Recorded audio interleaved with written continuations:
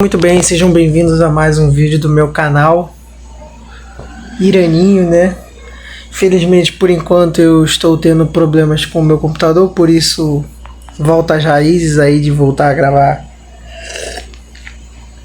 vídeos no celular. O que importa são os assuntos, não me importo tanto com questão técnica, luzes e não sei o que, como se eu fosse um videomaker, sabe?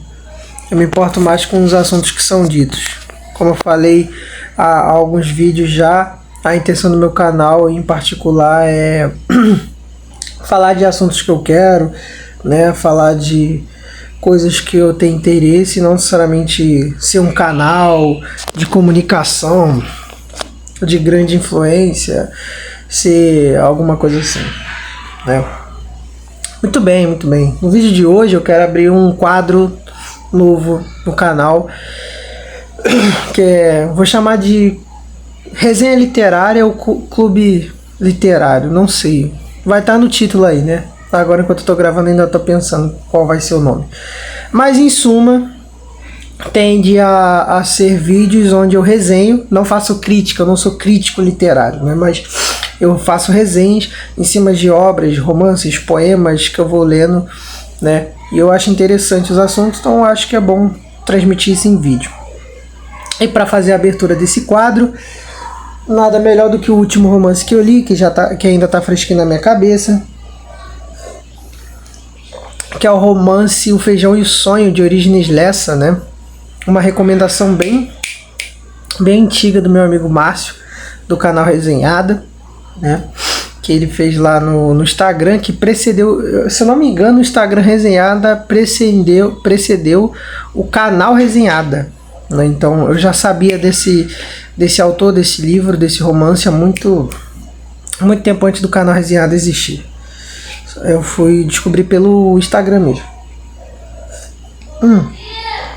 E fazendo um panorama do contexto do romance, da história, basicamente O Feijão e o Sonho conta a história de José Campos Lara, que é um intelectual de São Paulo, que vai para uma cidade mais interiorana, provinciana, que é Capinzal, e conhece sua futura esposa, Maria Rosa. O romance não conta, não se passa enquanto eles estão se conhecendo, se passa depois do que eles já se casaram, né? E aí o romance, ele tende a maior parte dele, 90% dele, é mostrando a vida miserável, a vida pobre de Campos Lara e Maria Rosa, né? Devendo ao açougueiro, devendo ao padeiro, ao mercadinho, a todo mundo na vila, porque Campos Lara ele é escritor, ele é poeta, e o jornal não paga tão bem, né? Ele é um intelectual, um homem das letras, e o jornal não lhe paga tão bem, e ele não tem aptidão para outros trabalhos, né? Ele não tem aptidão para outros trabalhos mais braçais e coisas assim. Então Campos Lara acaba montando na sua própria casa uma escolinha, né? E Maria Rosa, ela meio que vira dona de casa, auxiliar do marido. O contexto geral do conto, deixa eu até ligar o ventilador aqui, não tá calor, mas para deixar mais agradável. Como eu estava falando, pode ser que pegue no microfone, eu não vou ligar não. Como eu estava falando,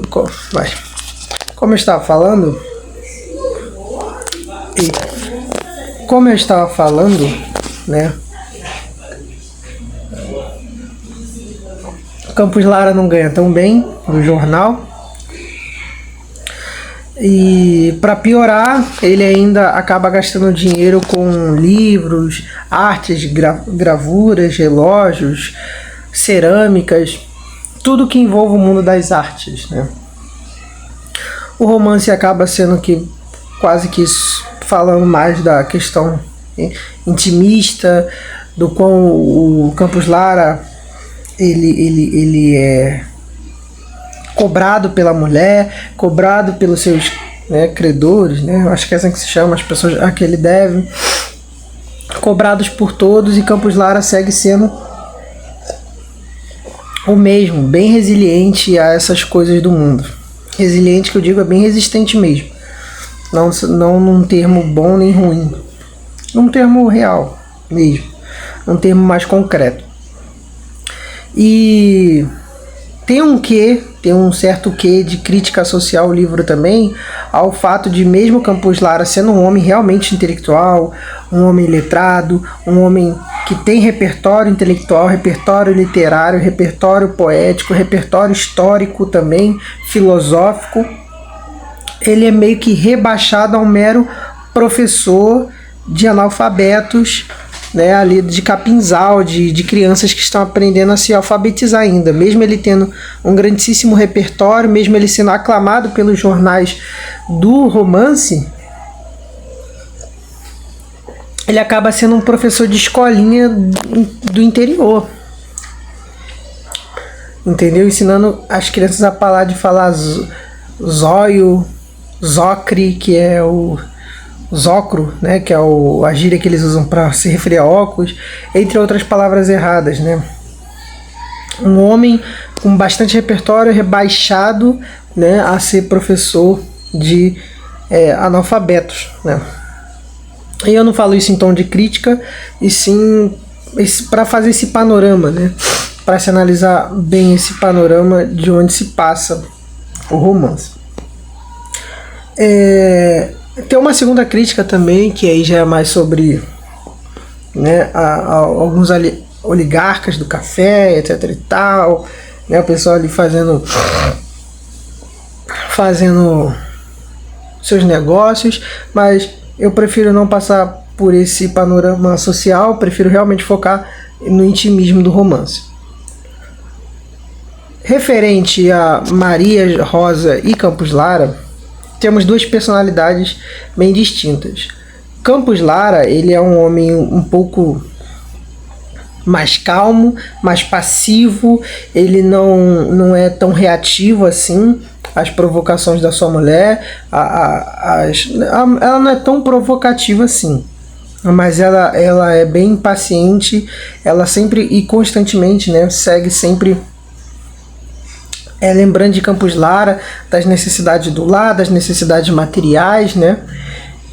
E Campos Lara segue passivo a isso, né? Ele não reage com confrontações, com destemperamento, nem com nada disso. Enquanto Maria Rosa já é o completo oposto do marido. Já é uma mulher mais desbocada, uma mulher que, mesmo até gostando um pouco, né, do repertório do marido, do repertório literário, poético, ela toma asco por isso, justamente por achar que todo mundo que estuda acaba se tornando uma pessoa pobre de dinheiro, pobre de posses, pobre de bens. Então ela associa a miséria dela e dos filhos e da família ao fato de Campos Lara, José Campos Lara, ser letrado, do marido dela ser letrado. Então ela constantemente ataca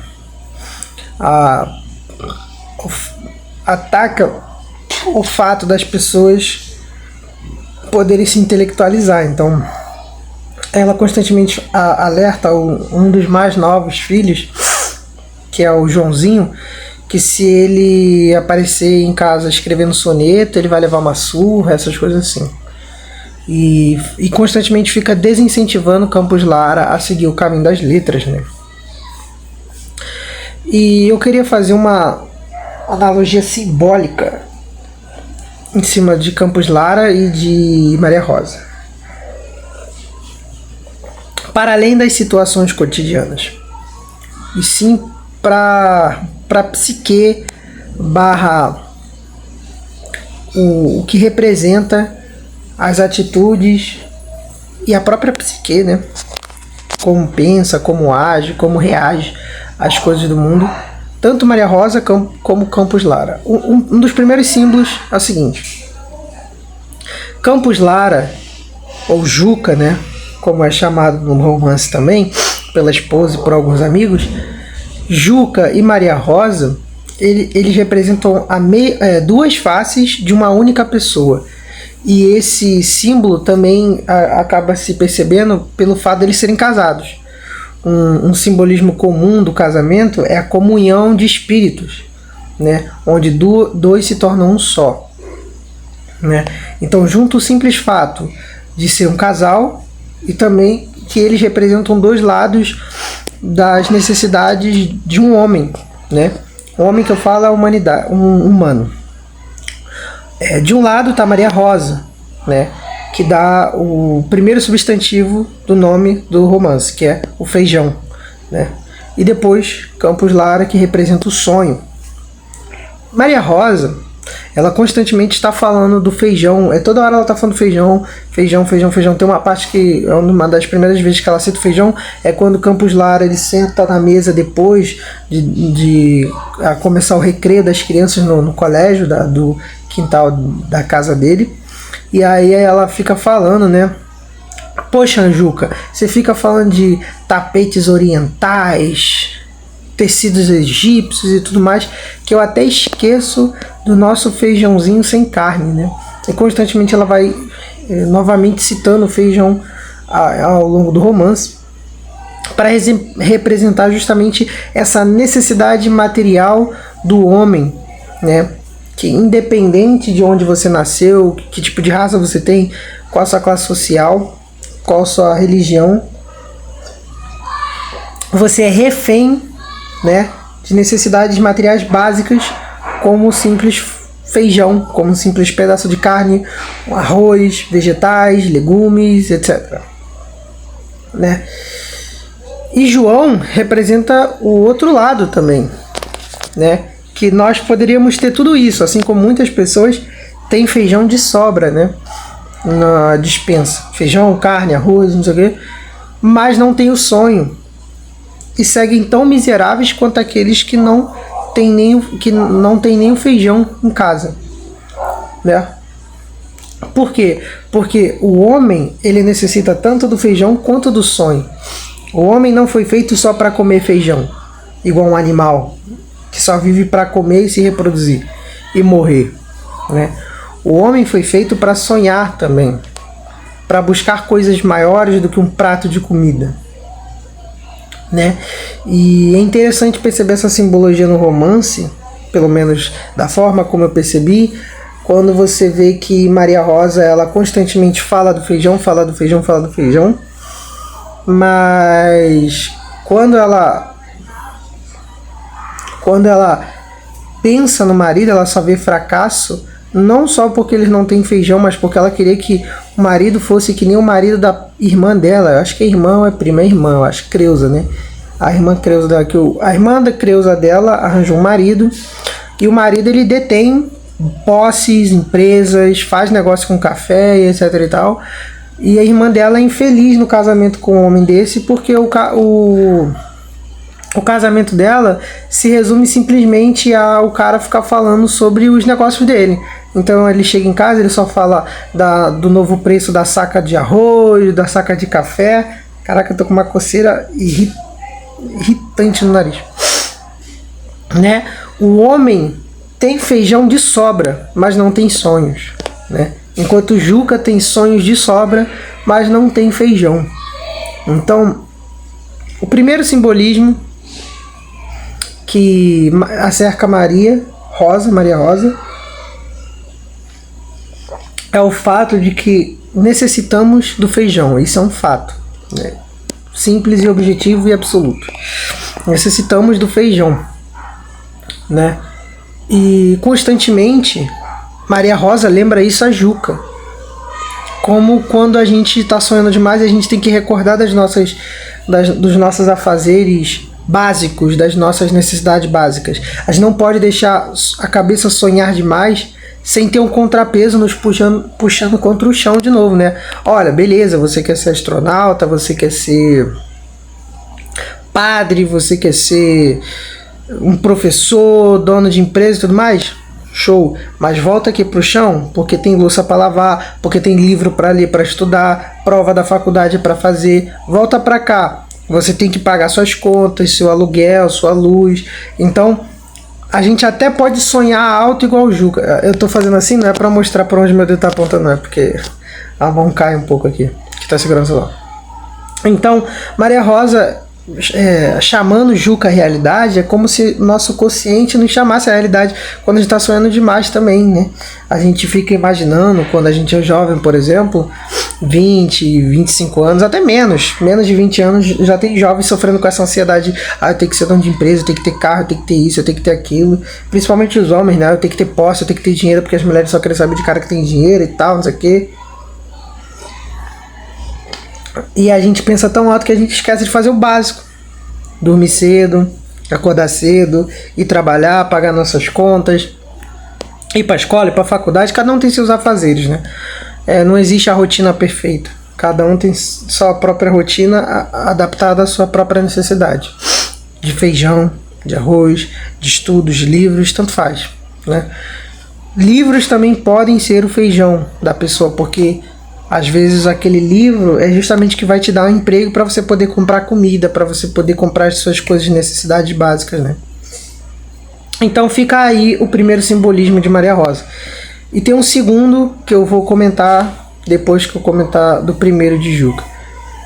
O primeiro, e eu acho que é o mais absoluto, simbolismo que rodeia Juca, é justamente aquela pessoa que vive refugiada da realidade, né? Então, por exemplo, Juca constantemente vê os seus filhos não tendo carne para comer, faltando feijão em casa, faltando carne para pôr no feijão, devendo horrores pro açougueiro da região, que já está começando a não deixar eles pegarem nada para botar na conta, né? E isso acaba não fazendo Juca despertar um olhar mais atento para a realidade. Muito pelo contrário. Ele se fecha no mundo das letras, no mundo das ideias, no campo das artes, né? Então, para Juca, aquela situação não lhe deve retirar a atenção, assaltar a sua atenção, né? Aquela situação é menor comparada às grandes revoluções dos livros, às grandes epopeias, às grandes musas que inspiravam os poetas antigos, né? Tudo isso acontecendo na própria realidade em que ele reside é menor do que o mundo das ideias, o campo dos sonetos, a dimensão das artes, sabe? Então, acaba-se que a gente pode fazer uma analogia um pouco mais pobre, pensando assim, ele é uma pessoa que fica muito refugiada em livros. Mas o Juca não é muito diferente daquela pessoa que também fica refugiada muito em pensamentos introspectivos, dentro do seu próprio microcosmos, vivendo dentro, preso, né, no seu próprio quartinho, achando que o mundo todo está corrompido e você não pode ir para o mundo para não se corromper, né? Ou que as coisas do mundo não devem te afetar.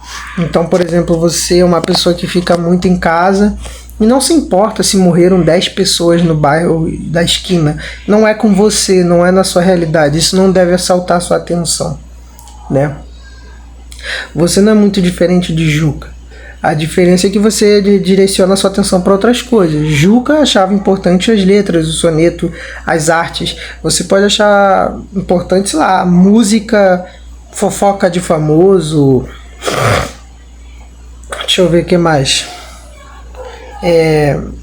Não sei, jogos, seus próprios pensamentos acerca do mundo e de si mesmo.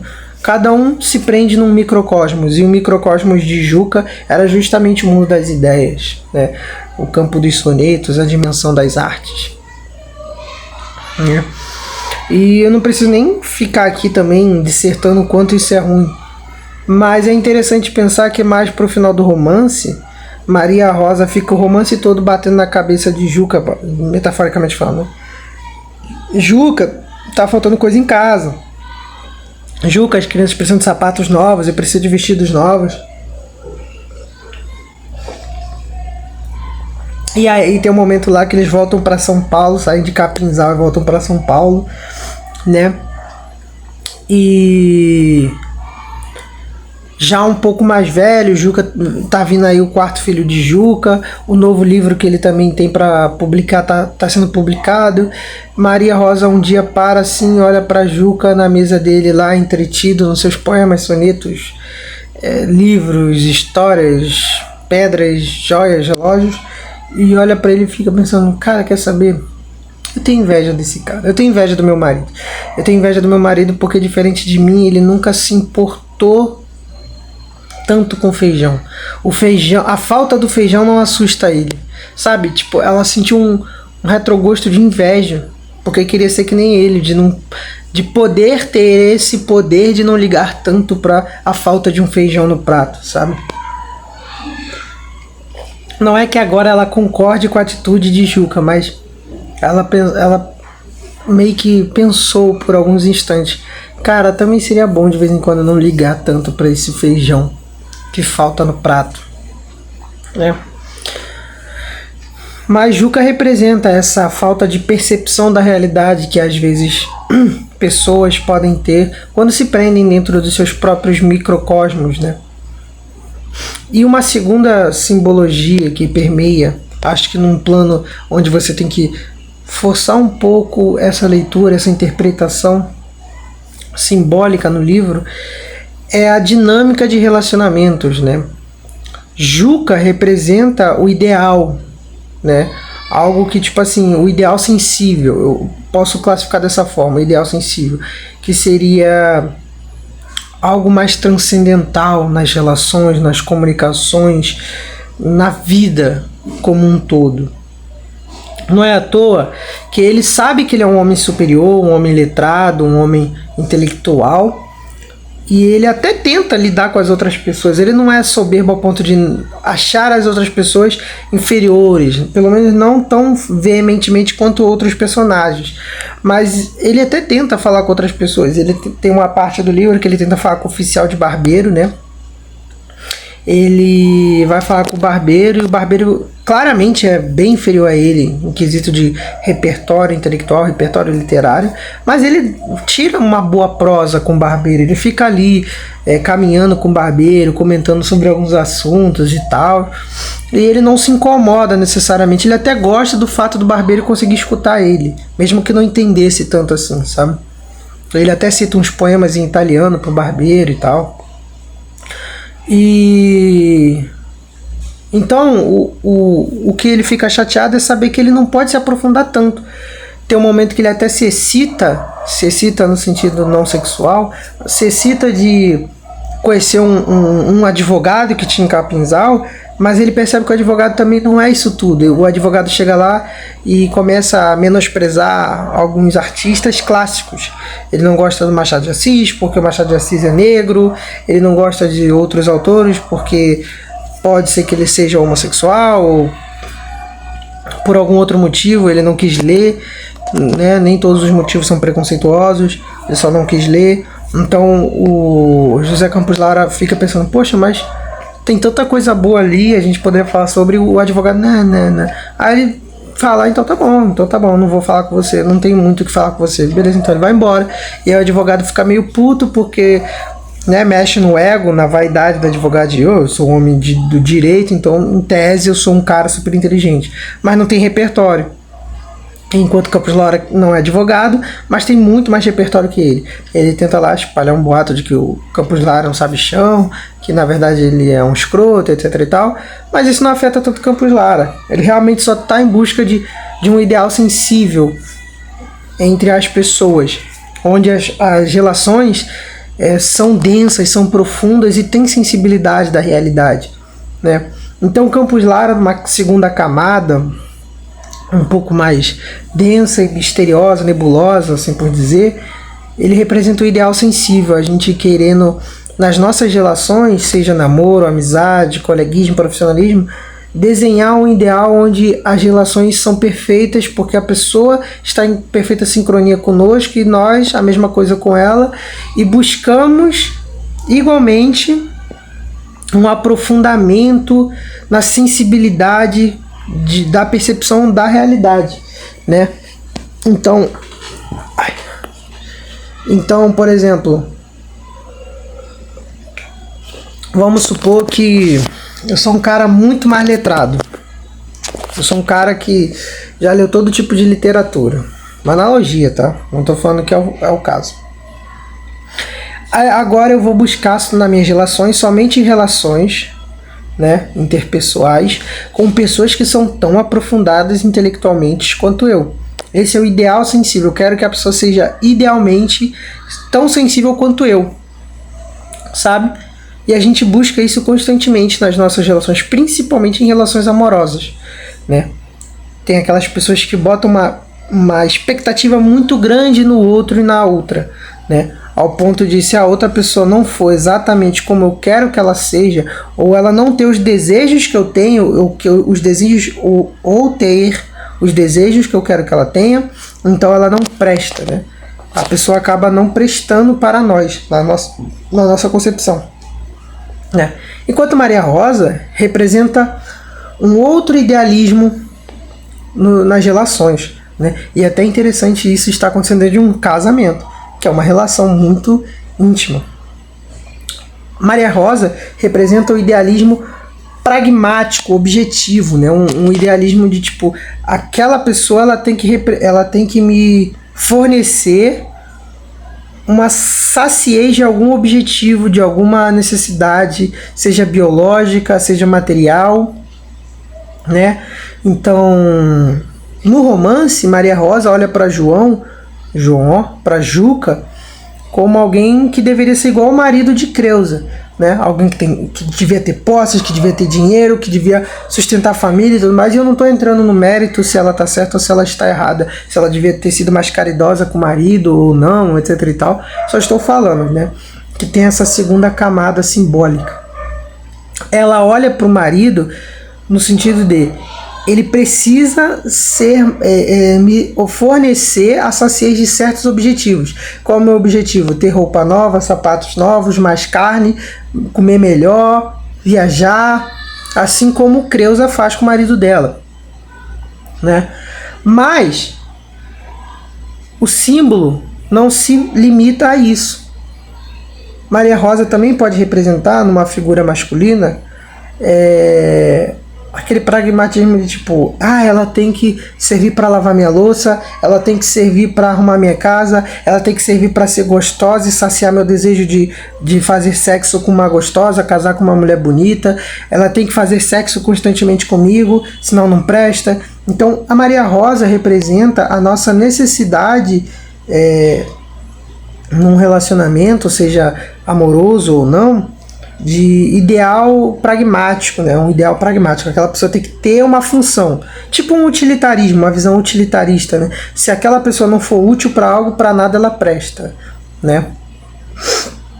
E parece muito justo quando a gente está olhando pela perspectiva da Maria Rosa no romance, mas quando é posto em prática contra nós, quando nós somos usados dessa forma, de maneira utilitarista, seja homens, seja mulheres, aí a gente já não gosta. Mulheres, no caso, tipo, se o homem te olha só como um buraco para botar o bilau dele, aí não gostei.